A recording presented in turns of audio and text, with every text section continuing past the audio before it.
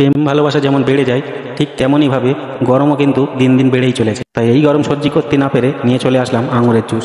এই আঙুরের জুস যেমন তেমন আঙুরের জুস নয়, এই আঙুরের জুস ভিটামিন ক্যালসিয়ামে ভরপুর। তো এটা বানানোর জন্য আমাদের লাগবে 1 মুঠ চিনি এবং লাল লাল আঙুর।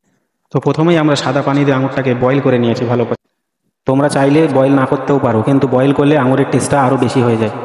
আর এই বয়েল করা আঙুর তোমরা 1 সপ্তাহ ফ্রিজের মধ্যে রেখে খেতে পারো।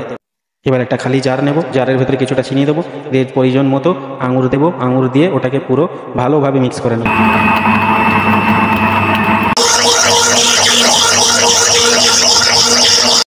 মিক্স করার পর ঠিক এমন লাগবে দেখতে আঙুরের জুসটা। এবার আমরা জুসটাকে ছেঁকে নেব, যাতে খাওয়ার সময় আমাদের মুখে আঙুরের বিচিগুলো যাতে না বাঁধে, তার জন্য আমরা ভালো করে ছেঁকে নিচ্ছি।